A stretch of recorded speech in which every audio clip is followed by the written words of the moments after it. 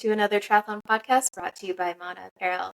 I'm here joined as always by Josh, and we're going to break down what's going on in the triathlon world. We had some racing happen this weekend from the ultra short distance up to 70.3 as we kicked off the Ironman Pro Series, and then we've got one of the first Ironmans happening for the year, and the first one for the Pro Series with Ironman South Africa this weekend. But first, before we jump into all of that, we're going to catch up and see how the training is going these days. Josh, what is going on in your world? You're in the taper time now. Officially taper time based on schedule this week. So looking forward to that. It's one of those big check mark points, right? You get to go through a huge build, and this one being my biggest build ever, and really just trying to get through it and build fitness and check, and got that box marked and ready to move forward, and was really, really happy with how I bounced back this week. I had a little bit of a hiccup on Tuesday, had a rough start to the day, and day went longer than I thought it was going to go,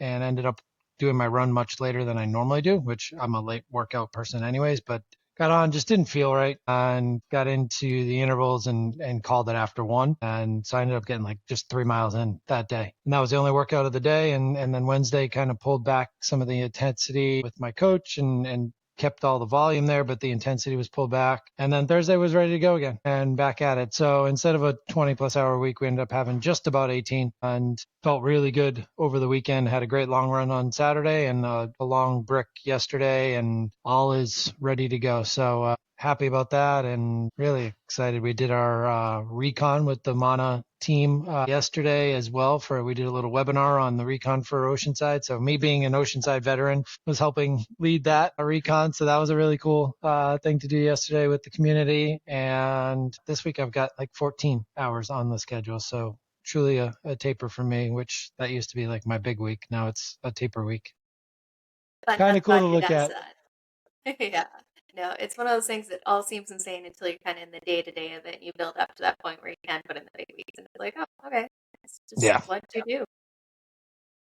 And even with it, it's just being smart with what I eat too. And I was looking back at stuff like, I know weight's not a big thing, but I've been really working on the fat max stuff and losing fat as opposed to just straight up weight. But with that, the weight comes off a little bit. I think I'm like down 8 pounds where I was at this point last year. And that factor should be pretty big too, because the strength's up and my endurance is up and everything else is up. So I'm looking forward to see how that impacts the ride, especially on the hills in the military base. So really excited about that. And had another little cool piece of news too. I actually didn't even realize I was wearing this hat, but the company Firefly that I wear those recovery tools when I fly on my knee, they were on Shark Tank this week and happened to get a deal for 10 million. So congrats to all the Firefly people. Some of them will be at Oceanside because I know a bunch of them are on the girl who runs their marketing's on the LA Tri Club. So yeah, really cool to see them get some more support, and I'm sure we'll see a lot more people wearing it now in the triathlon world. Yeah, definitely. And with the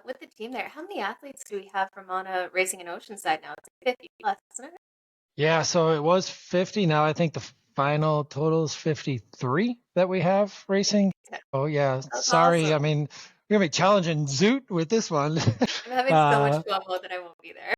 Yeah, it's just gonna look really cool on the course too, and there'll be a whole bunch of us wearing like an AG1 kit, and then there'll be everyone else wearing the Team Mana kits and the Elite kits, and we've got a lot of podium opportunities and a lot of just community building stuff, and we've got a lot of activations and photo shoots and bike rides and shakeout runs too. So it's gonna be a really fun weekend, and I'm looking forward to getting out there in a week and a half now.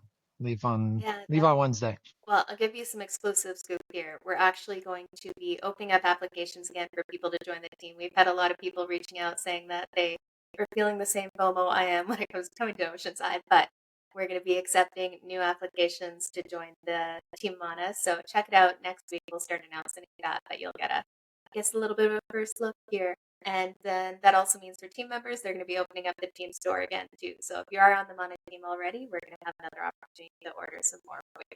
But go check out Mana Apparel. It's been a really fun group to be a part of the last 2 years, and Oceanside is our big one, but basically any race you show up to that's a big event, you're going to have team members there, and that definitely makes a big difference. It'll be a fun thing, and it's really cool to see if we can get some more people into the community too. Now that the kids are out there racing and more posts are up, and people are starting to see the fresh unis that we're going to be all sporting, all their friends are getting a little FOMO. So I'm sure we'll get a ton of applications. Definitely. And speaking of Mana, I'm going to be meeting a bunch of our team members over in Taiwan in 3 weeks' time now. So it is getting close. Same deal with me. Had kind of my biggest week this week, and things will start to slowly taper down. With an Ironman, you taper down a little bit further out. It's funny, I was looking back. I was not planning on doing an Ironman until October this year, but went to Kona to watch the race and hung out with the Mana team members. A bunch of them were doing Ironman Taiwan, and totally got caught up in that Ironman energy. So I'm gonna go head out there, try to get another Kona spot, head back to the island to race again, see how it goes. But it's been a steady build since Kona. That's where the training kind of kicked off. Just kind of cruising to race day now. I'm decently solid. The big question for me is going to be what the weather is going to be like. The forecast has started to swing between like crazy winds, like 30 mile per hour with 50 mile per hour gusts, and 20 degrees or 70-ish degrees to 35 degrees and calm winds. So, we'll see what happens on race day. But it was another big week of just doing a lot of overdressed riding and time in the sauna and doing everything I can as a pasty redhead Canadian to be ready for some very hot temperatures on the race course. Yeah, no sailing. How early are you heading out there prior to the race? It's funny. I wanted to head out earlier, but there were no flights to the island sooner than, I think Tuesday I get in. Literally could not fly to the island before Tuesday. It's just this little island off the coast. So, I'll head out. I think I fly out at 11 p.m. on a Sunday and get there Tuesday morning. So, be there Tuesday and then race on Sunday. The wind is going to be a factor in both of our races. It sounds like. Actually, one of the things I didn't on my long run on Saturday, we actually ran literally from the start line of the Boston Marathon I ran to 14. My wife ran to 15. So it's really cool to do that aspect, because that piece of the course is not one people talk about often, because they talk about the hills of Newton and the climbs. For the first mile, you drop 130 feet. So it's a pretty substantial downhill. I actually put my race shoes on and ran in my race shoes just to see how they would react with the carbon plate and running downhill at a pretty decent pace. I pretty much ran 7:45 splits the entire day, which I was pretty happy with. And I used and it was a tailwind a little bit too. So that was where I was going with that. Was normally on race day in Boston Marathon, you get a headwind, but recently it's been a tailwind. So I'm kind of hoping that continues for another 5 weeks, 4 weeks, whatever it is. See, it's funny. I would take the crazy insane winds over the hot weather any day. Here in Calgary, the spring winds are basically that. So kind of used to it. Although I haven't ridden my bike outside since on it either. So that'll be fun to do that for the first time race week. How about the wetsuit? Did you swim in it yet? Have not. It's still in the box, isn't it? I meant to grab that today. Completely forgot as I was going out the door. So need to try on the wetsuit. Hopefully that fits and feels good. And the water temperatures, it's going to be so borderline. So it'll be a race morning. Call whether it's wetsuit legal or not. Fingers crossed it is. Yeah. What a difference that would make. Massive. Don't love swimming in the ocean regardless, but without a wetsuit, it's even less fun. But I need all the buoyancy and speed I can get in the water, because it is going to be a spicy bike and run. It's got more elevation, I thought, too. It looks like about 4,200 feet of elevation with just a bunch of short, sharp climbs. So it's just going to be straight up, straight down, flat for a bit, straight up, straight down. Yeah, it should be good though. I'm really looking forward to it. I'm bringing my bike into the bike shop tomorrow to get all tuned up and checked over. It's kind of gross, and I've warned my bike mechanic. I have been doing heat training on this thing for the last 4 months, so haven't cleaned it every day. The floor underneath it. Yeah, it's gonna be gross. So go get it all cleaned up. Clean bike is a lot of free speed, so I definitely want to get it all dialed in. Very cool. It's been fun training together. obviously for different distances, but my coach has got me training for a freaking Ironman anyways. You're putting the time in to race an Ironman, so I expect to see that Ironman start line on your calendar very, very soon. So you can absolutely handle the training. You're gonna have to talk to my wife about that one. Well, let's jump into it. We actually had some pro racing going on this weekend, like I said, from the super short to the long distance there. Let's get started with the super short. So we had the T1 race in Levin. And before we saw this race happen last year, and it was owned kind of by the local Tri Club Association and stuff, and they really put on a fantastic event. It was really cool to see. What they do for this event is they have a pool swim in the middle of this essentially arena, and then they bike around the course, and then they run around it as well. So a little different setup than something that we see with, say, Super Tri, where they swim the pool and then do virtual bike and run. And the track is there like year round. They just bring in the pool for the event. That is such a cool setup. Like, it's really, really neat. And it's more fun to see them actually battling head to head. So because this is a very short distance event, they do have a number of heats to see who's going to be in the actual final. So some of these athletes are racing every hour just to get through the original heats, and then there's a couple chances to repercharge, and then you get to the final. Finally get to race it out. Did you get a chance to watch it this weekend? Yes, I did. I actually had a lot of it on. I was heading from my run to my swim. I was able to catch a lot of it. And then right before I jumped in the pool is when I realized Hayden was not going to win. So I was like, all right, I'm going to start my swim a little early instead of waiting for him not to catch everyone on the run. But yeah, I was able to catch it. And it was just the atmosphere itself is so cool for the sport. And I know it's different and it's quirky but these guys are still getting after it, and they're pushing it. Like the transition area is crazy, insane how fast. I mean, they're all getting out of the pool. They're pretty much the same time.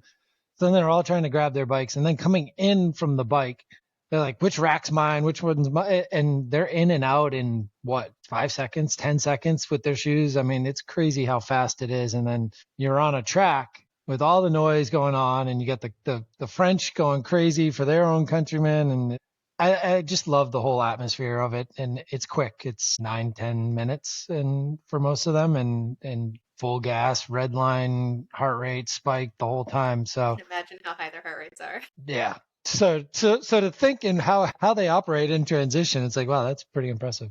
That is, especially when they don't get the time to really like set up and get used to transition and stuff. It's basically Practice. just walking behind teams all the time, and so they just have to run in and go. So it was definitely a very cool format to see, and I'm so curious what some of their power outputs and what their heart rates look like with those. With the 10-minute race, it's just leave nothing on the table, but at the same time, you have to race again to make it to the final. So no, it's fun to watch. And it's cool too. They have the B finals too, so that everyone still gets like a shot to compete, and like even that, the crowd's going nuts, and like the announcers are going nuts, and it's just like really cool to have that B final, semifinal, JV varsity game type thing. Mm-hmm. No, and that would be such a fun event to actually be there in person. Like, can you imagine the energy in that stadium just going off the rails? And you can see everything the whole time. Yeah, that's the fun part. It's not you see someone fly by and then they come back 5 hours later to come rack their bike.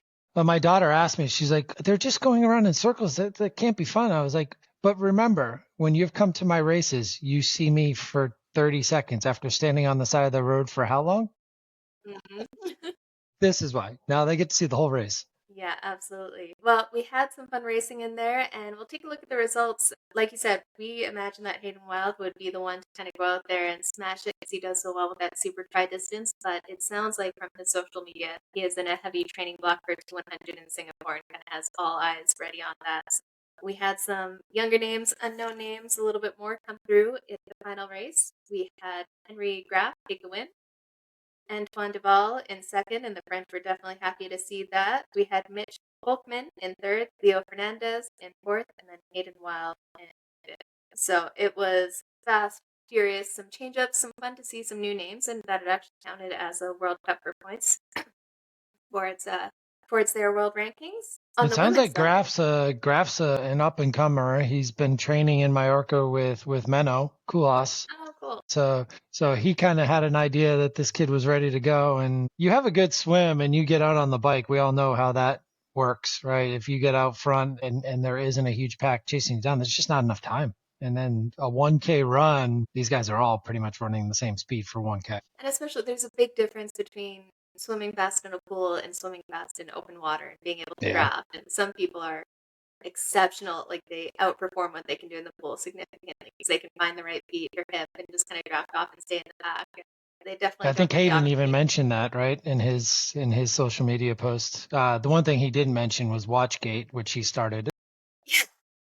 Yeah, that was a little bit odd. So World Triathlon had some updates to their rules and stuff, and I can't remember exactly what it was, but it was that they couldn't have watches during Couldn't have a watch the during the swim. swim and the bike, but he didn't understand why they couldn't have it on the bike. They could have a computer, but they couldn't have a watch for the swim or the run. So he's like, well, if we can have a computer for the bike, why can't we have a watch for the run? Yeah, The guy's like, I don't well, I get the don't whole make the watch thing. rules. Yeah, I don't understand the reasoning behind the watch thing. Like, athletes being able to pace themselves is a good thing, especially like Hayden mentioned. If you have it on the bike, then why can't you have that kind of same measure of your energy and output on the run? But yeah, that one seems like weird, and it's not like it's getting in anyone's Well, Hayden way. won. They ended up getting the watches for the runs. He just wants his Garmin stats to be updated, and they're Yeah, really, if right. it's not on Strava, it doesn't count. So he had to get the workout into My that. training status. You need to get those TSS points. You need to. Man, I've been green for over a month now, so I know how he feels. There we go. Yeah, it's funny. My coach doesn't do the build workouts, and I don't know kind of what's coming up and stuff. So everything is always gray. Do the work. Yeah.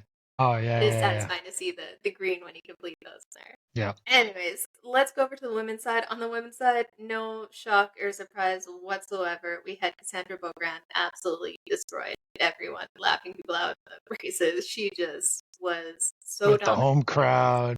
Can you imagine that? Like, that feels so good. The crowd was And just she seemed like absolutely she soaked losing it it for all. her. She was like soaking it all in, signing autographs all weekend, like really playing the part of the hometown hero. And like, it's really cool too. Like we talk about the fan friendly aspect of this, but like people in the crowd in the stands with signs with her face on it and like stuff you don't normally get to That's see what at we a need to see in triathlon. triathlon. Yeah. Yeah. No, that was very cool to see. And then we had, no surprise, a few Germans behind her. The Germans are seriously, so if you look in the top six, there's 4 German women in there. The German women are just like turning into this conveyor belt of exceptional talent. We had Laura Lindemann in second, from Germany, Annika Koch in third, Jolene Vermeulen from Belgium in fourth, and Nina Elm in fifth from Germany. And then we have Lena Meibner in sixth, again from Germany. So we are just seeing some insane short course talent in Germany. And it's no surprise. Germany's always been a massive proponent of triathlon, especially when it comes to the Ironman distance. But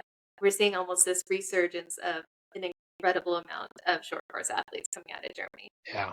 No, it's going to be interesting because I mean, it's too early, but they're building quite the team for 2028 if that's what they're looking at. And one of the, I mean, you talked about Cassandra lapping people. It was really cool to see her running while people were on the bike going by at the same time. I know that happens in an Ironman every once in a while, but when you're on a short track like that, 200 meters, it was pretty intense. It makes it just that more apparent. Yeah.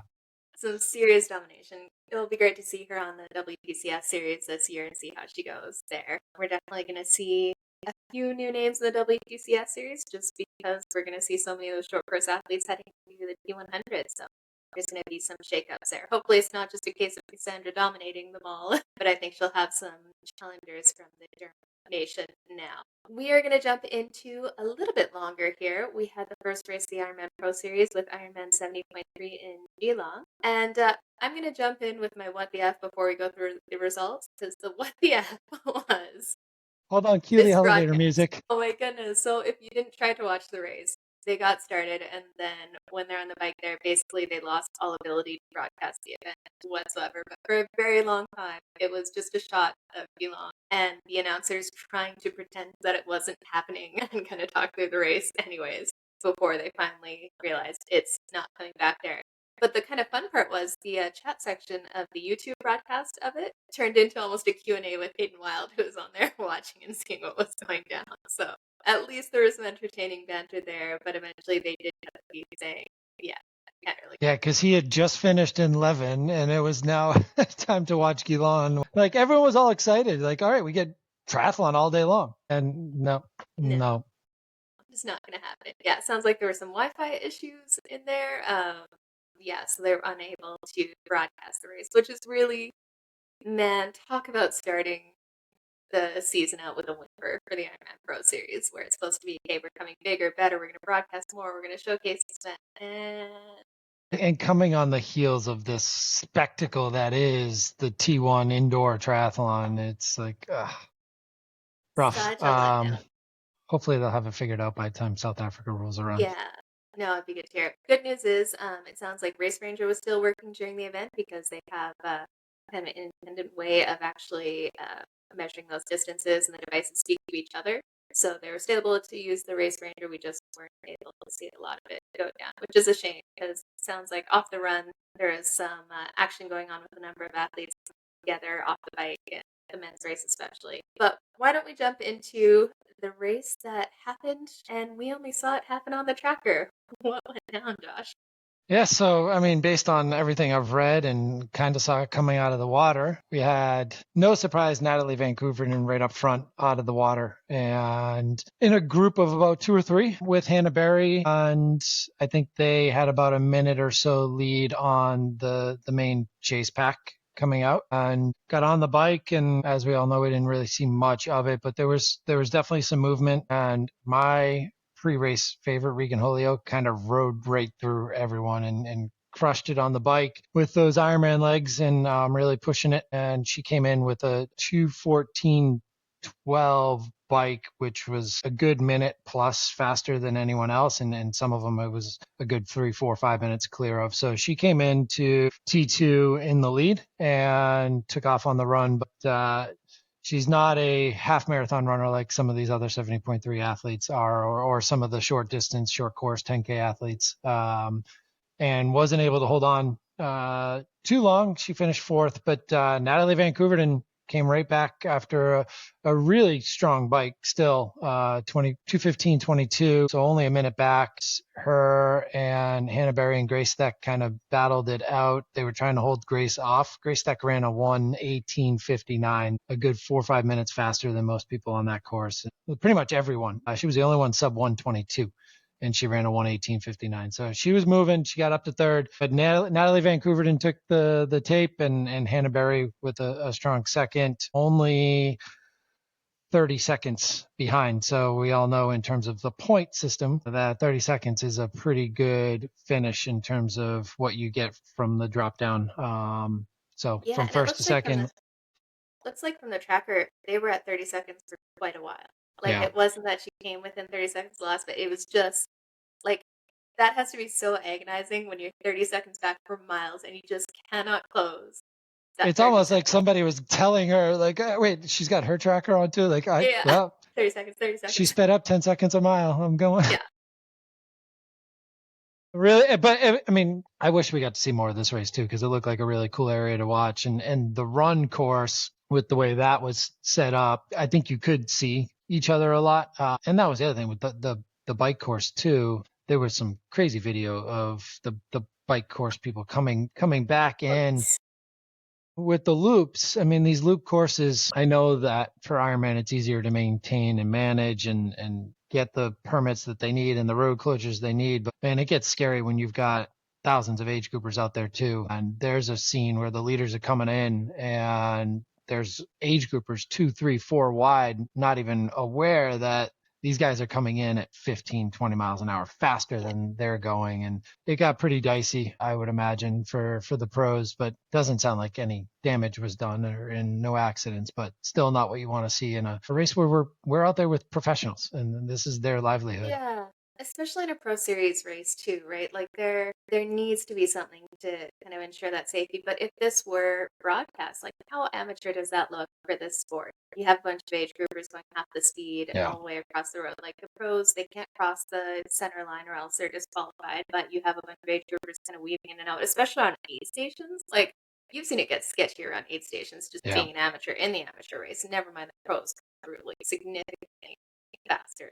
They definitely need to do better there, whether it is like, I was surprised there wasn't a lead moto kind of guiding the way a little bit more. At least have them if there's a few packs coming through, because that did not look good from some of the social media posts, and I imagine it would have looked even worse. Just not a good look for the sport all around. Yeah. I mean, I think we all are fans of the one loop course, and for a number of reasons. So the more of those we can get, the better, the safer they are for sure. And it's just nice to go out for one long 56-mile loop. Now, I can understand on a full distance, 112, it gets a little difficult to find that one loop. At least then you've had 56 miles of separation. But when you start separating, I mean, there's still tons of age groupers coming in and out of the same area. So yeah, well, thankfully we made it through. And on the men's side, as we're just talking about too, man, these guys all swam in the twins. They were the men's race was just about packs, and it's unfortunate we didn't get to watch it and see how it all played out. And obviously Race Ranger did its job, but 12 meters. Oh, I think that's a big difference too. There were 20 of them together about halfway through on the bike in the lead pack. Yeah. In the lead pack, not the chase pack, the lead pack of 20. And then coming in at T2, it was still 10 of them going out onto the run, which would have been really awesome to watch and see. And by 10K, Yella had kind of separated himself to the lead, but there was still a great battle going on between Jake Burkwhistle, Taylor Reed, Cameron Main, and Kenji Neener in the back there that were all kind of surging and trying to bridge the gap up to Yella or just battle for the podium positions. And man, they were flying. Yella ran a 107.58 for the fastest run of the day. So sub 108, and Jake Burkwhistle 108.47 was the closest to stay with him. Then there was a bunch of 109s and 110s. So the Yella finished with a 3:33.24. That's I mean, you talk about age groupers. That's an age grouper bike for a lot of people, and he's doing the whole course in 3:33.24. So it's insane how fast these guys are getting. Again, not a lot of separation points wise either. So from first to third, it was only a minute and 15 seconds. So a lot of close racing. I think we're going to see this in the 70.3 men's field, especially this year, and even on the women's side, because Taylor Dimp's not really going to be focusing on Ironman.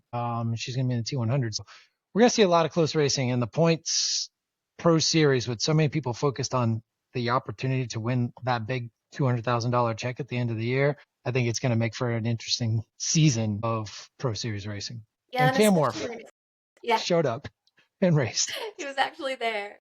Especially with that 12 meters. Like, that's why we're going to see those packs stay together even more so, right? And I think that, especially with this race, we saw it, the coming through of the short course athletes. Like, it was a short course athlete domination, and that 12-meter draft rule helps that too, right? They're used to kind of working in those packs a little bit more, but I'm curious to see how this ends up. We're not going to see a lot of these short course athletes doing Ironmans so much, so a lot of these people who are at the top end here may not be in the Ironman Pro Series rankings at the end of the year because they're still focused on the Olympics in 2028, so they won't do the Ironmans, but they're definitely making it challenging for some of the athletes who are going after the Pro Series, who may not have that front end speed on the 70.3s, but they're good at Ironmans. I think the short course athletes coming to 70.3 is really going to have an impact on the Ironman Pro Series overall. I agree. I think you're spot on there too, and it'll be interesting to see when Yella decides to make the move to the full distance how that goes too. Because this is now 3 wins in a row for him. So I mean, we went through the whole Martin Van Riel, hadn't lost at the 70.3 distance for a while. Now Yella's got Vegas 70.3 Worlds, and now Geelong with 3 wins in a row. I don't think he's got a loss in there anywhere between because he wasn't in Dubai for the final last year. So he's on a pretty good hot streak, and this was a rust buster for T100 Singapore. Not a bad shakeout run. No, went pretty well for him, I'd have to say. And yeah, he didn't lose too much fitness over the off season for sure. No, curious to see if he'll maintain that because he's just kind of come through from short course. He was solid, but middle distance, he is absolutely a force to reckon with. Absolutely. And there were a bunch of long distance guys. Braden Curry had his fastest ever 70.3. I think I saw he finished 7th. Ben Hamilton was there. Cam Morf finished 20th in 3:46.40. He's just building into his 50 races for the year. Exactly. And only 13 minutes back, right? So he still got some points. I think he's going to hope that his 70.3 Oceanside goes a little better, but I don't see that happening either. But maybe with the climbing, it'll make a difference. There we go. Well, before we jump into the race happening this weekend, why don't you tell us, Josh, did you find anything interesting in the social media world in the last week here?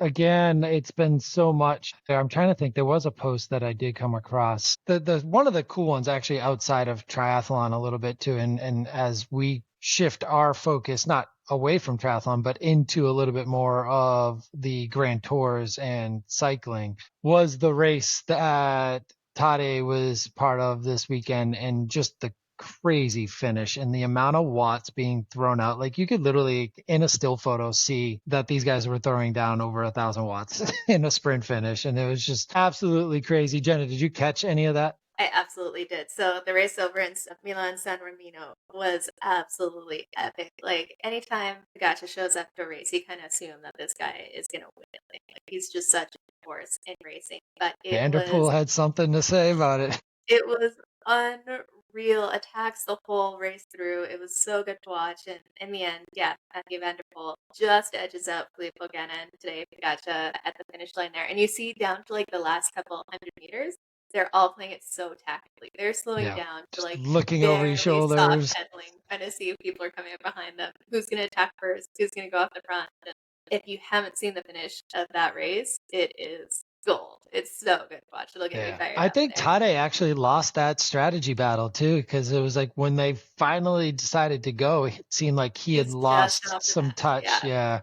So that was probably the difference maker, because he had a bridge to get back up. And it's unbelievable what I mean, like literally sliding across the whole road, and just to keep the aerodynamics there and the wind protection and the drafting. But yeah, that was, check it out on any of like the Velo type cycling Instagram pages, but it's a finish to watch for sure. Yeah, that was so good. But you know what, the other posts I liked this week too were all of the ones around the Ironman Geelong broadcast, or lack thereof. Yeah.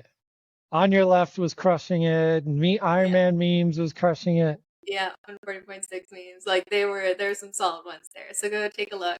There's some really great ones that had me giggling for sure, as it was refreshing to see if the broadcast would come back. Yeah. And kudos to I'll have to Harash Media. She was able to get a media credential and do the coverage of Geelong. I guess sounds like Kyle at Pro Tri News helped get her access, but she was really the only one giving us live updates. Yeah. Besides that and the Braden Curry account. So thank you for all of that.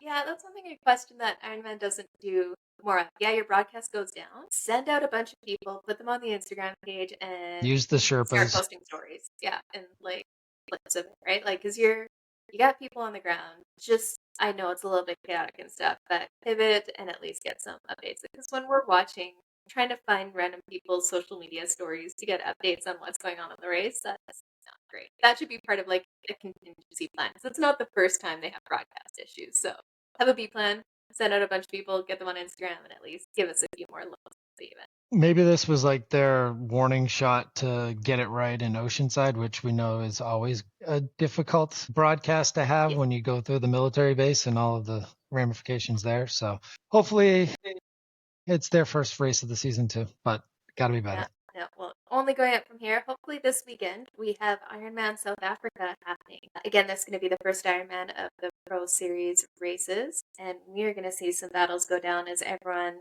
tries to get points towards that Pro Series. And really, it's funny to see, if you look at the Ironman South Africa list, it's decent, but then you look at the Ironman Texas list a few weeks later, and it is like World Championship level event with all the big names. Why wouldn't you go to South Africa? Like, really, we know Texas is going to be absolutely insane. It always is, and it's easy for most of the pros are North American based, so you're going to have a bunch of change there. But anyway, so South Africa is definitely still going to be a good battle, but it is, and I think a lot of it comes down to the travel. I mean, yes, these are pros, but these are pros that aren't making a ton of money across the board. There's a few. Yeah, no, that's fair. So somebody like Kat can travel to Texas. Now she could also go and choose to do South Africa. So Kat, why are you not going to South Africa? That's my question. Well, she's got to defend her title. But yeah, for a lot of pros, it's not really a choice. It's whatever one's closest and cheapest to get to, I would imagine. No, that's fair. Well, let's jump into some of the start lists here. On the women's side, we've got Marta Sanchez, Maya Stage-Nielsen, Els Visser, and Reischmann, Bergston, Payne Christensen. See, we've got Ruth Astle on there, Spania Rose, and a few others. Ruth Astle's been throwing out some good YouTube content for social media people too. Yeah, it's interesting her things. We were just talking about the pro money side of things. She does a breakdown of kind of where pros get their funds from, what her actual income looks like. It's really open, which is kind of cool to see. Yeah, and she's down there in the rankings because of the injuries and stuff last year. So I would imagine I'm glad we saw her on the list down the bottom there. But I can see Ruth having a pretty decent race. So if we head over to Torsten Rad, he always has really good breakdowns of what these races look like. And when we look at the women's side of the field, it's 13% of a typical Kona field for strength of field in there. But he's making predictions that we're going to see Anne Reischmann take the win, Ruth Astle in second, and Marta Sanchez in third. And he thinks that Marta Sanchez will have the fastest swim there, which would be no surprise, with Ruth Astle and Anne Reischmann having the fastest bike splits, which again definitely plays up to what we could see. Well, and Els Visser too, though. So Kazakh down in 5th place with a same deal, fast bike split. She's going to be a ways behind off the swim from the fastest splits, and then run solidly in there. Yeah, we'll see how she is coming off the injury at the end of last year. Definitely, and that's the case for a few of them here. Same with kind of Ruth, see if she can have a solid run. Yep. After the downtime there too. But yeah, it's really hard to go past Anne Reischmann, which her run is typically significantly faster than most of the women that are out there. And especially when a couple of the women that we would see towards the front having running injuries or injuries that prevented them from running kind of slowing.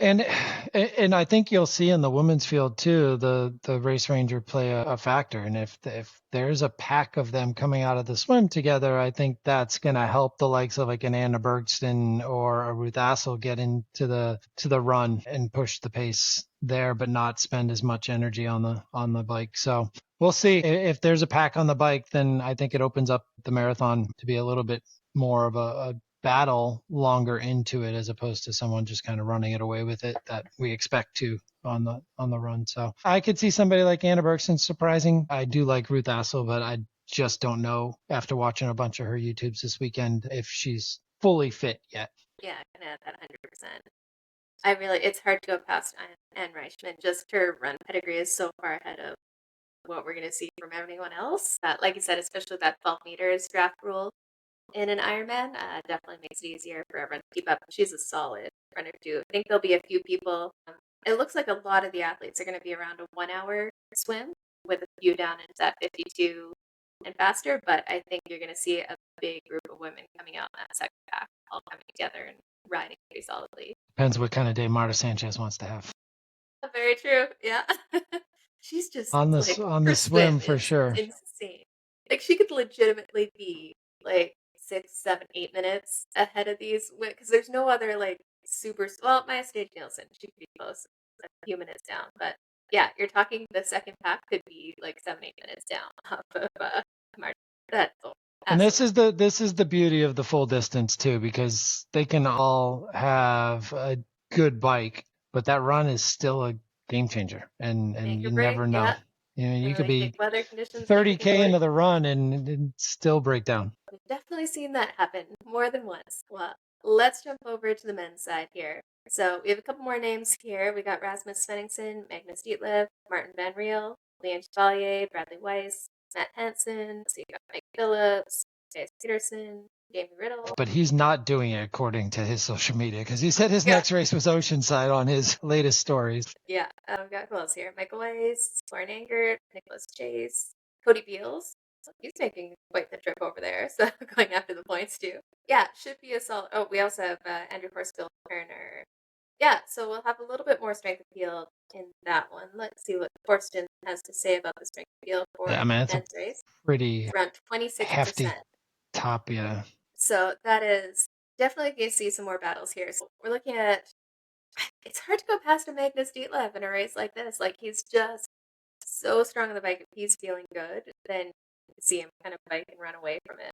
Got a couple. So can Martin drop him on the swim enough to hang with him on the bike, I guess is the question. We've never really had a chance to see Martin at the full distance finish a bike. Now, he still had a Without pretty good issues. bike before the crash in Mexico last year. I mean, the top three, Martin, Magnus, and Leon, should be together for a good portion of the bike, would be my guess. Yeah, I would love to see a battle out there between Martin Van Riel and Magnus Ditlev. With Martin, we really don't have the data points to accurately really see what he can do out there on the course. Yeah. It'd be very cool to see him chase it down. And it's also interesting too, right? I mean, because there's so many factors. Again, we talked about this last year, but let's get everyone back up to speed here. There are people who are just there to finish the race and get their spot into Kona because they had won their spot last year, so now they're just validating and they just need to finish the race. Then there are people like Martin Van Riel, who was not qualified, for Nice this year, who's not qualified because he didn't finish the race last year that he hoped to do it in. He needs to finish in the top 3, 4, 5 to guarantee a Kona slot or a Nice slot. And then you got people like Magnus who's going after the Pro Series. Yeah.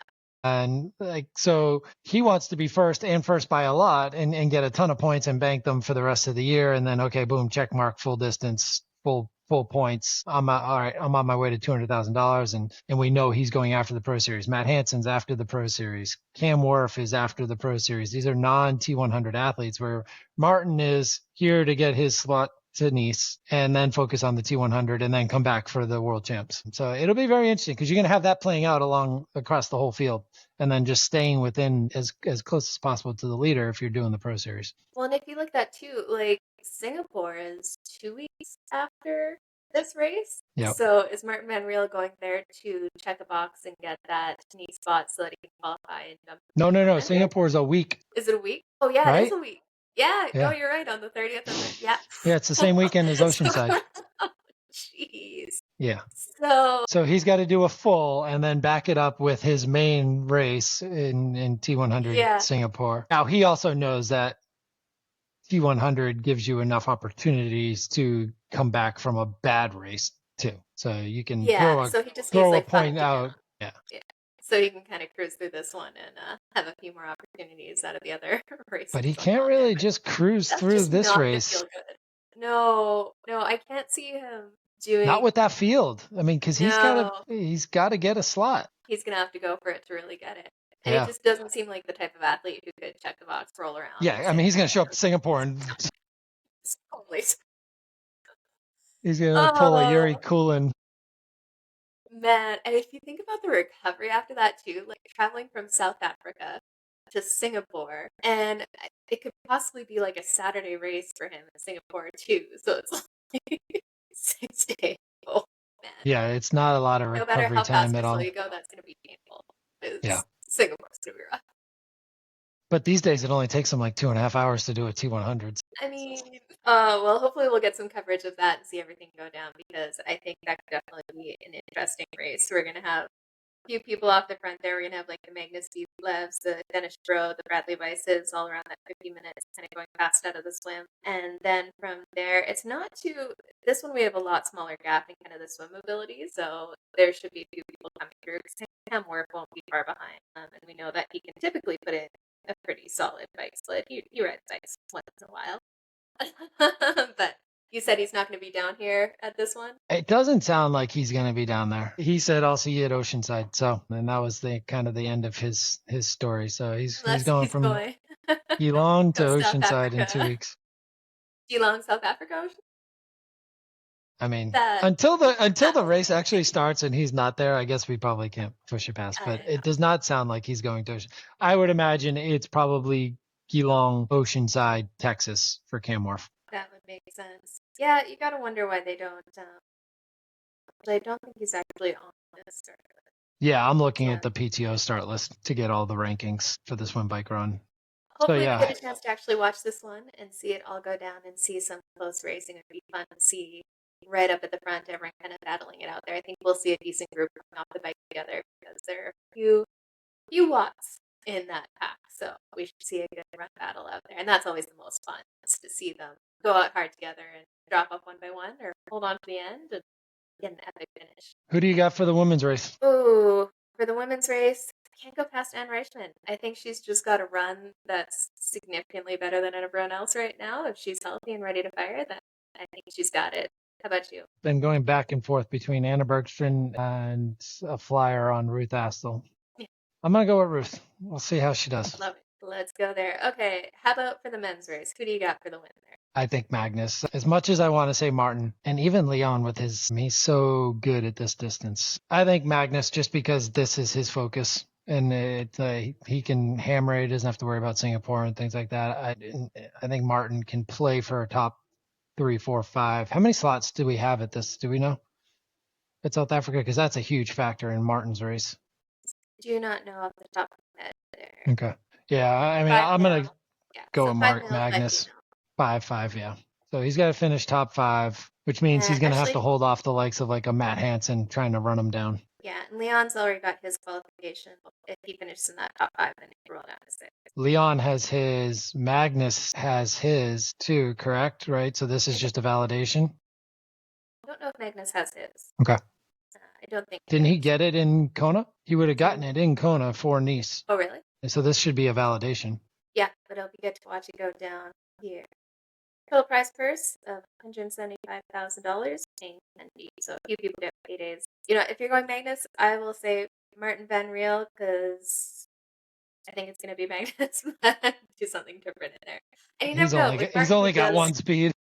Don't know. Oh, it's going to be epic to watch this go down. So we got some more racing happening this weekend and then the following weekend as well. We are just rolling into the pro racing here, and it's going to be a lot of fun to watch. Hopefully get a little bit better coverage than this weekend, but looking forward to see how it shakes out. We start count points towards the Ironman Pro Series. And we've got a special treat next week, right? We're working on hopefully having a pro help us give the rundown of the Oceanside preview. Absolutely. Stay tuned. We're going to try to have more guests on here regularly, and let us know your thoughts. If you haven't already, check us out anywhere you listen to podcasts and give it a subscribe. And then we're also on YouTube as well. So you could join us there too. It helps us out for sure. And we will keep bringing some triathlon fun, a few fun interviews, and breaking down what training looks like for 3 age group athletes at the same time. Enjoy those tapers. Stay healthy. See you in Oceanside. That's for sure. Have a good night.